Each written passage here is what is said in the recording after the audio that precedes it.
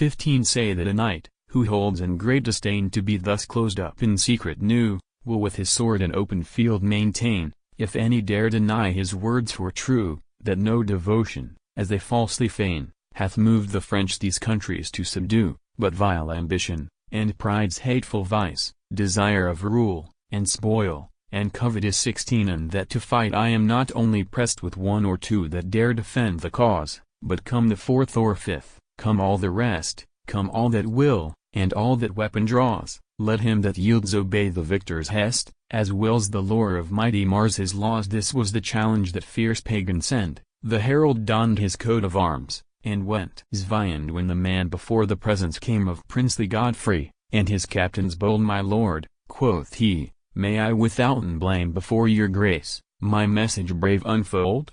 Thou mayest, he answered, we approve the same, withouten fear, be thine ambassage told. Then, quoth the herald, shall your highness see, if this ambassage sharp or pleasing be. Fight challenge gone he then at large expose, with mighty threats, high terms and glorious words, on every side an angry murmur rose, to wrath so moved were the knights and lords. Then Godfrey spake, and said, the man hath chosen hard exploit, but when he feels our swords, I trust we shall so far entreat the knight, as to excuse the fourth or fifth of fight. 19 But let him come and prove, the field I grant, nor wrong nor treason let him doubt or fear, some here shall pay him for his glorious vaunt, without or guile, or vantage, that I swear. The herald turned when he had ended scant, and hasted back the way he came wilier, nor stayed he aught, nor once forslowed his pace, till he bespake Argantes face to face. 20 Armu, my lord, he said, your bold defies by your brave foes accepted boldly been, this combat neither high nor low denies. 10,000 wished to meet you on the green, 1,000 frowned with angry flaming eyes, and shaked for rage their swords and weapons keen. The field is safely granted by their guide. This said, the champion for his armor cried. While he was armed, his heart for iron nigh brake, so yearned his courage hot his foes to find. The king to fair Clorinda present spake, if he go forth, remain not you behind, but of our soldiers best 1,000 take, to guard his person and your own assigned. Yet let him meet alone the Christian knight, and stand yourself aloof, while they two fight. Thus spake the king, and soon without abode the troop went forth in shining armor clad. Before the rest the pagan champion rode, his wonted arms and ensigns all he had a goodly plan displayed wide and broad, between the city and the camp was spread, a place like that wherein proud Rome beheld the forward young men manage spear and shield. Fight here all alone Argantes took his stand, defying Christ and all his servants true, in stature, stomach, and in strength of hand, in pride, presumption, and in dreadful show, and so laid-like, on the Phlegrean strand, of that huge giant Jesse's infant slew, but his fierce semblant they esteemed light,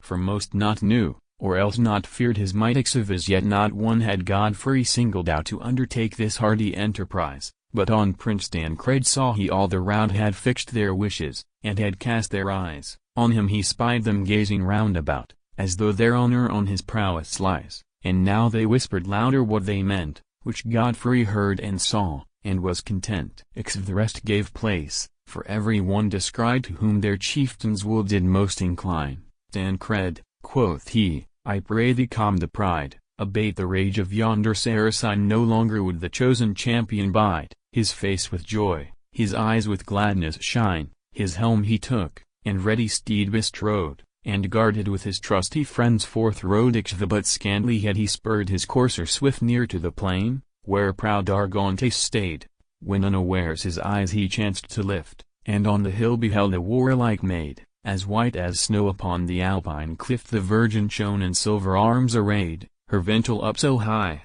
that he descried her goodly visage, and her beauty's pride. He saw not where the pagan stood, and stared, as if with looks he would his foeman kill, but full of other thoughts he forward fared, and sent his looks before him up the hill, his gesture such his troubled soul declared. At last as marble rock he standeth still, stone cold without, within, burnt with love's flame, and quite forgot himself, and why he came. Fight challenger, that yet saw none appear that made or sign or show came to just, how long, cried he, shall I attend you here? Dares none come forth? Dares none his fortune trust?